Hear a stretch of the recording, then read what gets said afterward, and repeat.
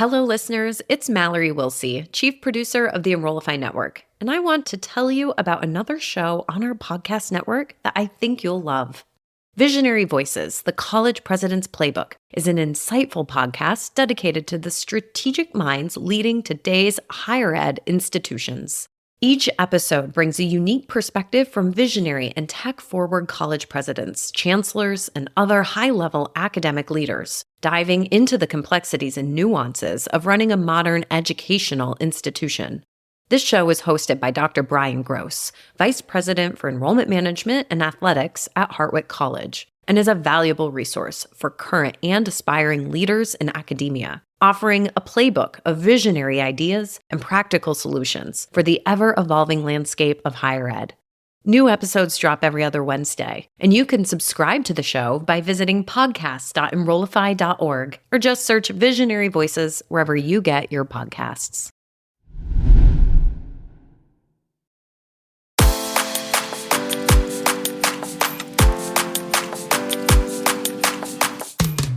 Hello, everybody, and welcome to Generation AI, the podcast where we demystify artificial intelligence under the lens of higher education. We want it to be higher education, but sometimes we go rogue, right, artists? I'm JC, but I'm joined here by the amazing, athletic, wise, and inspirational artist Kadoi. How you doing, buddy? Hey, JC. Well, that was a great intro. I don't know if you can take the athletic. Over the past 6 months, athletic goes out the window. My friend, you have like a nice sports Nike shirt. So I looked at you and athletic came to mind. Excellent. All right. We're pure reflections. We are reflections of what we observe, right? So you've been traveling like everywhere? Yes. What's the TLDR of your travels? So I just came back last night from the ASU GSV conference in San Diego, California. It was great. ASU GSV is the conference to go to for EdTech. There is everybody who's anybody in higher education, K through 12, philanthropy. From the investor side, anybody who touches EdTech, universities is there, from CEOs to presidents to VC partners, and to basically the whole ecosystem is there. And it was actually a 5-day event. How big is that market, artist? Well, the event itself was over 7,000 people. Oh my gosh. And is this like $1 trillion market, a few billion, like just to quantify it? Do you know that number? Oh, it's multi-billion-dollar. Yeah, EdTech is multi-billion-dollar. So for sure. And that's just one specific, like if you want to think about higher education, it's just multi-billion, but then you go into K through 12, international. So there's just a lot there for sure. This year they did something really interesting where, because they had so much AI companies and AI use cases, they did what they called AI Revolution or Air Show, which was an exhibit 3 days before the event where there was presentations, there was a lot of companies exhibiting, and it was really, really interesting. Element was there as part of that for sure. Element represents probably 0.1% of that market industry. That's all we want. We just want that 0.01%. And we're working towards increasing it by 1/10 of that percentage. And all of us will retire. And we just do podcasts every day. Exactly. Petter was there in person as well. So it was a really interesting one. So Petter is our CTO. We've been working together for about 7 years now. And you know Petter as well. So I know Petter very well. Excellent, very smart fellow. We met face to face for the first time in Turkey, out of all the places, and we got to party, and he got to meet my family, and I got to meet his fiance, whom he is marrying in like soon, right? So that's right. Yeah, I'm going to the wedding in June. Greetings, Petter. And as I told your fiance, I don't know why you look into this guy because you're too beautiful. Anyway, artists. Speaking of beautiful announcement this week. Meta pretty much saying us, hey, forgot about us? Here we come, Google. Here we come, OpenAI. We got something that we've been working on. We know that they've been working on something, but now it gets prototyped. So, artists, what's the TLDR? The kind of 30 seconds so we can start unpacking. What did Meta do recently? So they released the much anticipated Llama 3 open source models. They released 2 versions of the models. Both of those 2 models are smaller compared to, they're also training a much larger one, of 400 billion plus parameters as well, which is still in training.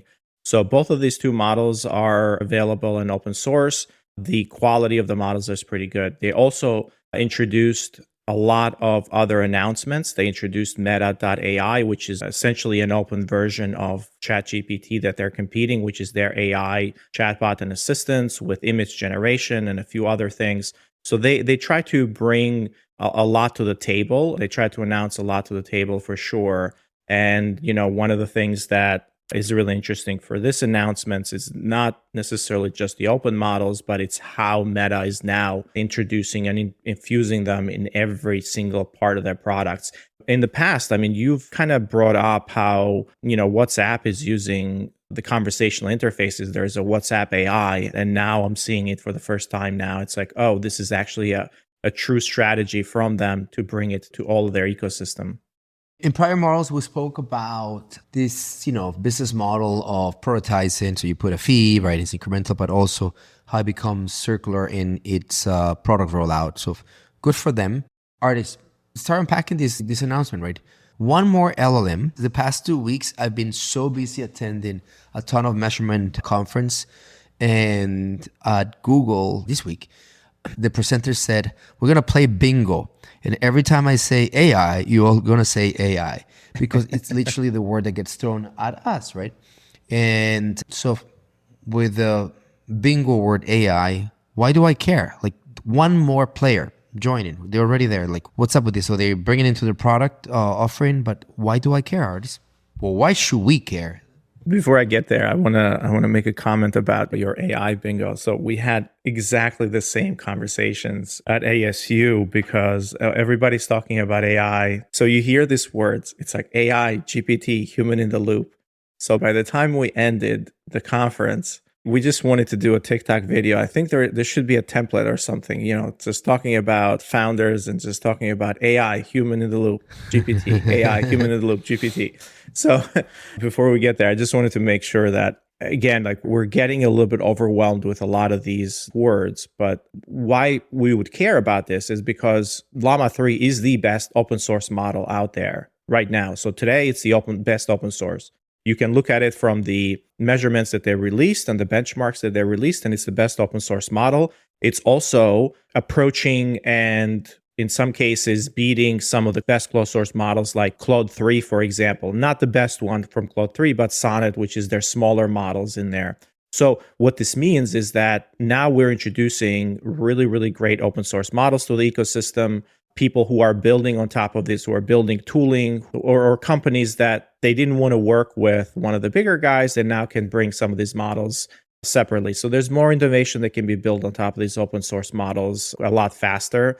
They can exist in different configurations, different places, different hardware. And as you're building smaller models as well, that kind of propels use cases forward a lot faster for tools that don't necessarily need very high reasoning capabilities, but now you can put in very, very sophisticated open source models into your tools or in a lot of tools that you're building without breaking the bank. Last time we talked about business models, like you said, and open source, like you can't necessarily fit AI into your product because it's going to be very expensive. So you either have to go all in and put a frontier model that you're going to know I'm going to give the best to my audience in AI, or you have a smaller use case where you say, you know what, I want to use it for this very specific use case, but it still costs me a lot of money. So now with open source becoming really, really good, you can bring that cost down to almost zero with some of the inference hardware that's happening.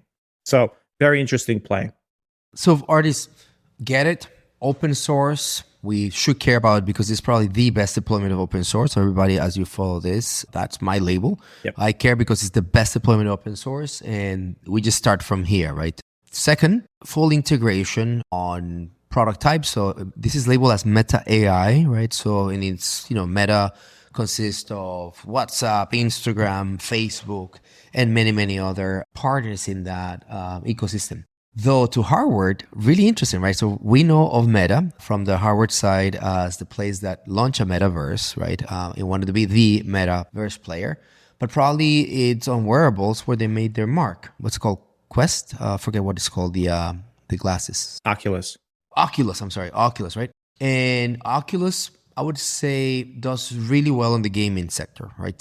Probably one of the more mainstream wearables, and Apple competing with them. We did a whole episode on that space.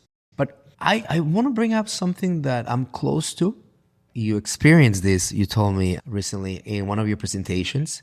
So there's a guy as you're presenting, and it has a smart glass and it's connected to his Meta AI. So can you kind of paint the story? And I'm going to tell you something about what that it is. Yeah, it was interesting. At ASU, we saw a lot of different wearables in there. And the ecosystem that you're talking about, where the Oculus and Meta and kind of the tooling that they're putting around it is also in education. So you're seeing a lot of that in education. A lot of educational content is being delivered through that because it's cheaper than Apple Vision Pro, of course, and it's been around for a long time. So the ecosystem is a lot better.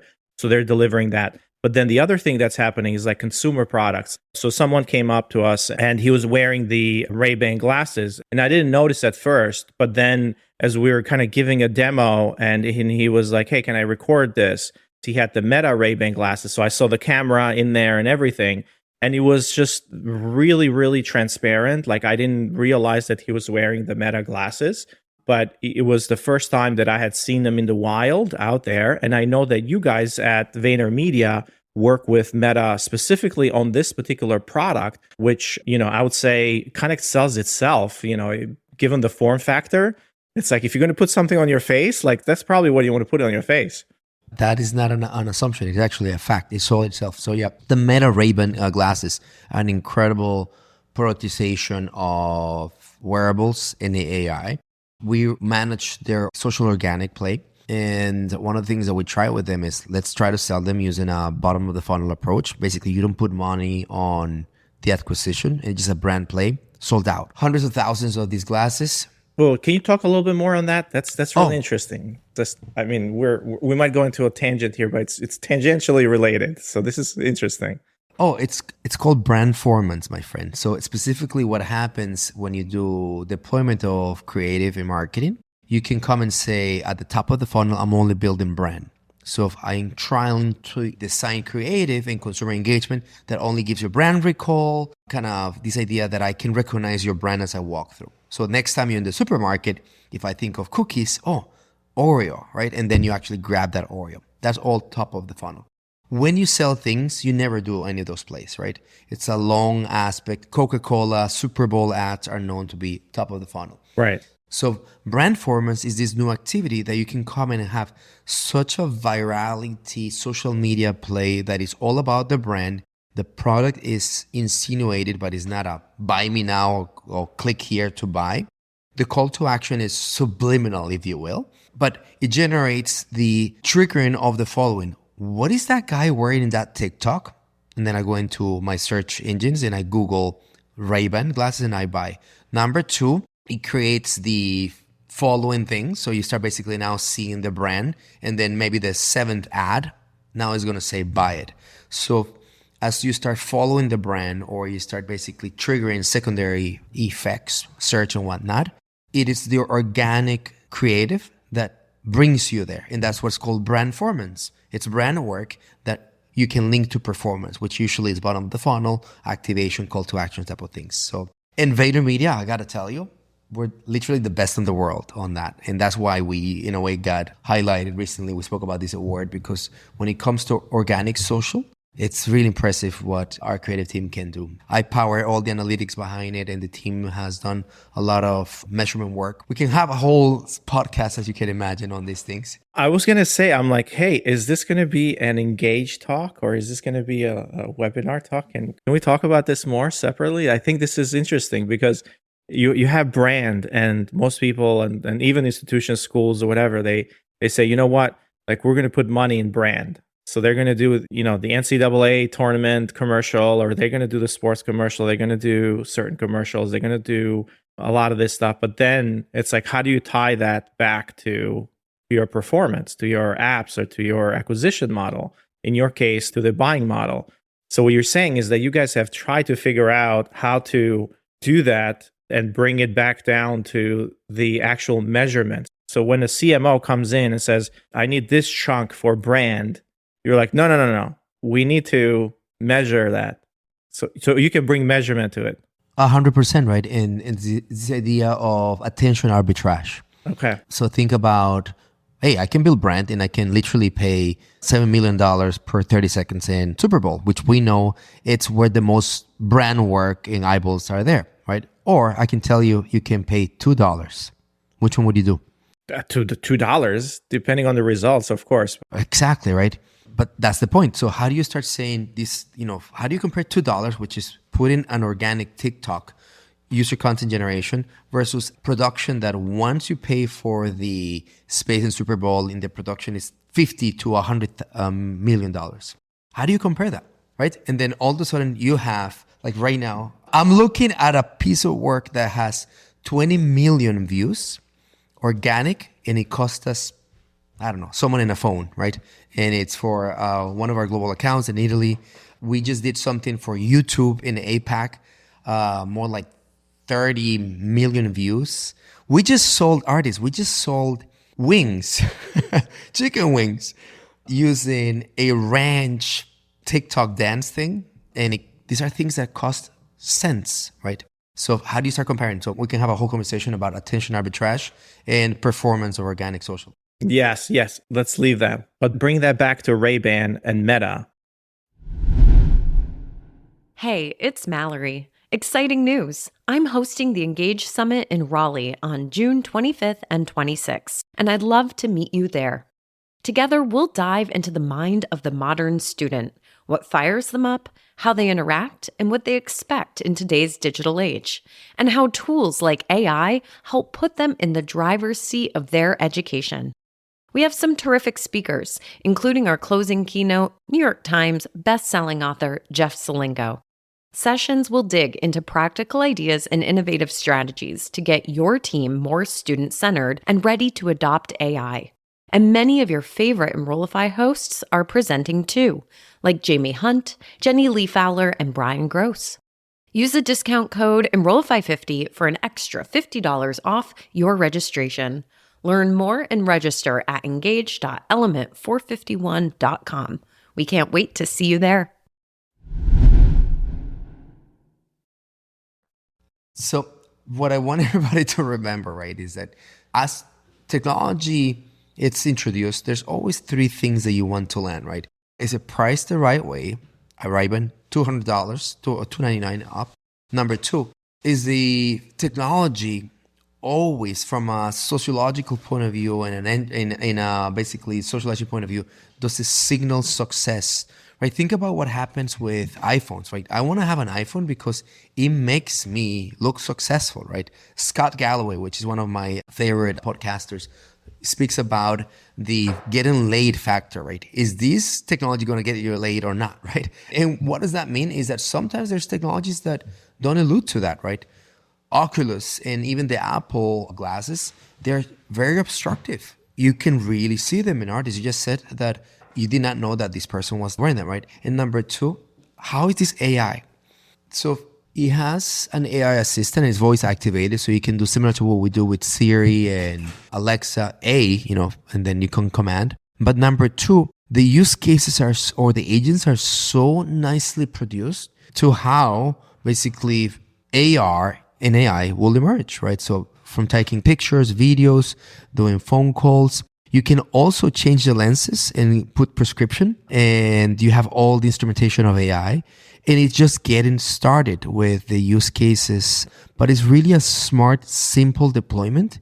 And from my point of view, an A+ on an AI release that touches on the three aspects that I just mentioned: the price, the use cases, and basically the adoption of it in terms of what it signals. It's really interesting. So, as we start thinking about wearables and technology, like one of the things that we need smaller models for those because they need to be really, really fast. So some of the larger models, they take a lot of time to produce the next token. So having smaller models is really important. And that's kind of what we're seeing with Meta AI right now, producing the smaller models that they have introduced them in a lot of their assistants. So moving on to Meta.ai, that's a new website. And it's similar to a Chat GPT, or it's similar to a Perplexity, or similar to Gemini from Google or Claude. So this is Ask Meta AI Anything. You don't necessarily need a login for it, but of course, you can log in with your Facebook, and now it can bring in a lot of that history for you. We can do searches, it can do image generation, it can help you with a lot of different things. So it's really interesting that they're calling them Meta AI assistants. So they're calling it assistants, and these assistants are going to be across all of their apps. Of course, they're accessing through the browser, but in addition to that, they're also introducing them across their ecosystem. So they're introducing them in WhatsApp, they're introducing them in Facebook, they're introducing them as part of their feed, they're introducing them essentially in Instagram, anywhere where you have a Facebook application or property, you're going to have Meta AI assistants next to it. So feed, chats, search across all the apps. I'm recently reading a book that I think you and I have been discussing, that we're going to be doing a book review, so maybe one of the contenders, that discusses the introduction of AI, brainstorming, right, a creative partner, and how in human psychology, right, a lot of brainstorming and a kind of creative ideation is this idea of formulate the polarity of good ideas and bad ideas, knowing that in the flow, in the volume is where the brilliance is at. And there's no doubt that AI is just basically an accelerator of inspiration, right?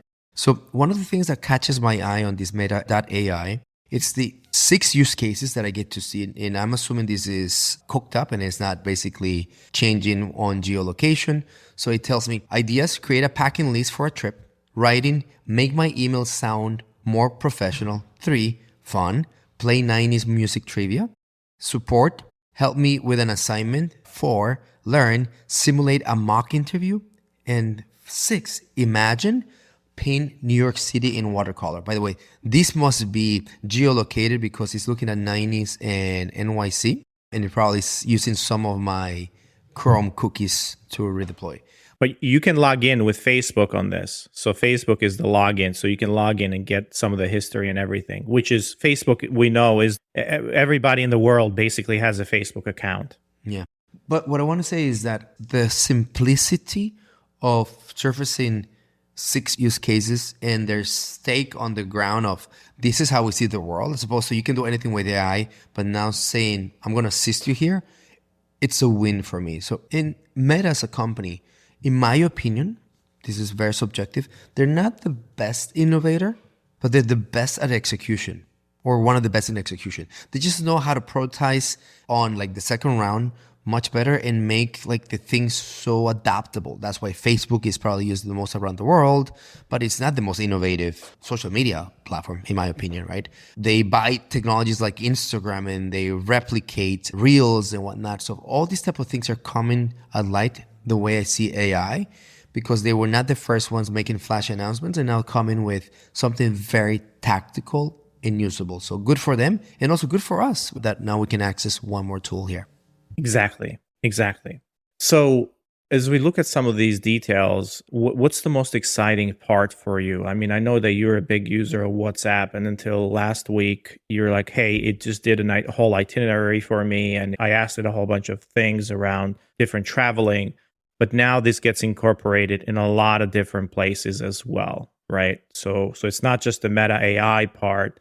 You can just do at Meta AI, for example, right? Wherever you are, even in your messenger, and it has the context of your conversations. So it's like you're essentially bringing an AI assistant into your conversations with your friends or with everybody else to ask them questions and to bring real-time information as well, because it's connected to Google, it's connected to Bing as well for real-time information.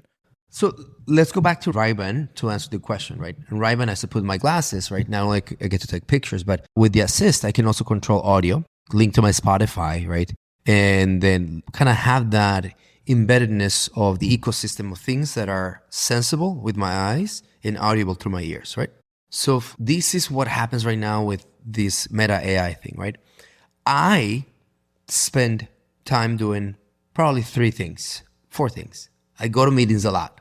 So I don't know if it's going to help me there. But then I spend a ton of time on my mobile device, which is basically half of it is probably social media things, right? 3, obviously, is the assist on AI, helping me produce content, helping me to streamline ideas, right? And then 4, It's just that idea of free form. Like sometimes I feel, I don't know, creative and I want to give me an artist that looks like 300 pounds of muscle, right? And then I get that image generated vision or visual. With that, I just don't have to move between 7 applications to do it. It feels like Meta is getting me closer to at least 2 of them, which is the how I spend time in social media. And I approach actually 3 of them: my copywriting assist, right? My editing, my professionalizing my voice, right? And the experimentation. So because then I don't have to go across platforms, right? I hate using ChatGPT on my phone, to be honest. But I don't mind using Meta's WhatsApp AI assist. I don't, because I'm used to using that in my phone. So I think they're bringing it home, where home, it's maybe this phone. Yeah. So, I mean, I can go even further. So one of the things that I'm seeing here is it's Meta AI in your feed. So we live in our feeds right now, and I'm on X or Facebook or LinkedIn or Twitter. So all these different places. But one of the, obviously the most popular social network out there, even worldwide, is Facebook. And what I'm seeing here is that Meta in your feed. So in the context of your feed, you see a video, you see an article, you see something being posted. And now you can ask Meta AI, bringing that context of that particular post or that video, because it can be multimodal as well. If you remember that, like Llama 3.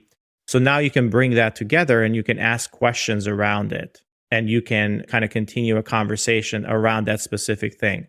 The biggest thing for me sometimes in LinkedIn is there's an article or there is a video or something, and I want to say, hey, can you give me some more info? So I have to copy and paste. It's very awkward. I bring it into ChatGPT or Claude, and I say, hey, I want to reply to this comment, or I want to do a little bit more research on this thing. But the copying and pasting part is annoying. So now bringing in an AI assistant directly into my feed can make it a lot easier to interact with that content without getting me outside the context and bringing in the video or bringing in the post. So context is really important. I guess what I'm trying to say is context is really important when you start thinking about these assistants in the context of where you are, where you're doing work. 100%. I just asked Meta AI, who is Artis Kadui? Artis Kadui is the founder and CEO of Element 451, a tech company, an AI power. So this seems to be grabbed out of Google. But look at the 3 or 4 interesting things that come about. So graduated from NYU, MS, and then MBA degrees, your credentials, helped found Spark 451, and it gives a description of Spark 451. Designed the Element 451 student engagement CRM as the chief technology officer of Spark 451. Host of Generation AI, exploring the impact of AI in higher education, right? Wow, it's there. All right. Wait. Expertise spans AI, technology, education, and design, making significant contributions to higher education. That's on the money. And look at this one. Born in Albania, moved to the United States at the age of 14, and grew up in a rural farm town.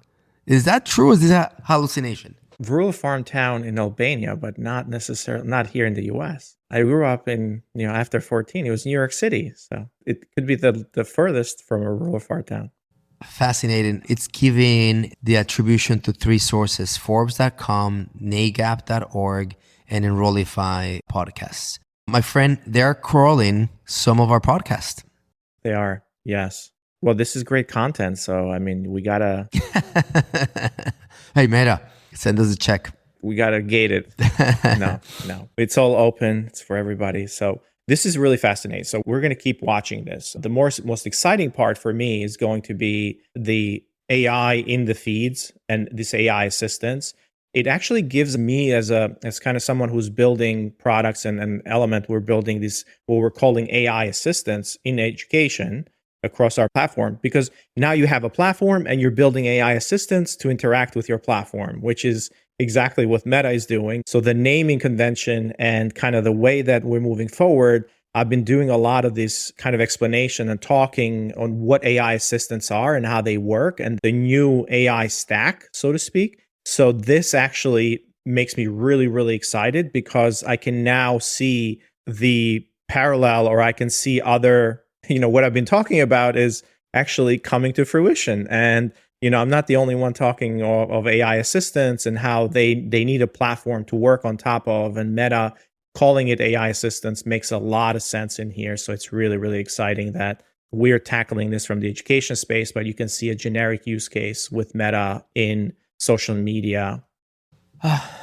There seems to be a non-linear flow here, right? Of growth, and then stabilizing of the growth. Or maybe we're just basically less sensitive or excited about this progress. So 100%. But one of the things that you just mentioned is that I just find that today, as I look at the applications, whether in social media or somewhere else, I'm excited about the applicability and the depth and the rollout of these new technologies on ecosystems. So today I really enjoyed how it's not all about LLM Llama, right?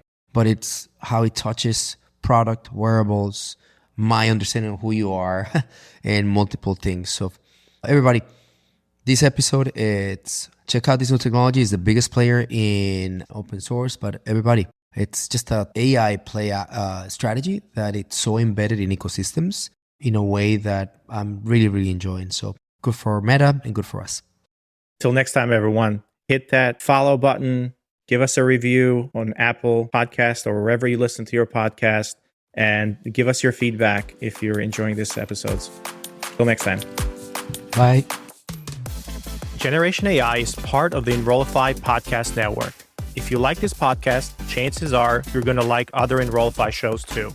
Our podcast network is growing weekly, and we've got a wide range of marketing, enrollment, and higher ed technology shows that are jam-packed with stories, ideas, and frameworks, all designed to empower you to be a better higher ed professional. Our shows help higher ed leaders and professionals like you find their next big idea. They feature a selection of the industry's best as your hosts, like Jamie Hunt, Seth Odell, Jenny Lee Fowler, Brian Gross, and many of your favorite leaders in higher ed. Enrollify is made possible by Element 451, the next generation AI student engagement platform that's helping institutions all over the country create meaningful, personalized, and engaging connections with their prospects and students. Learn more at element451.com.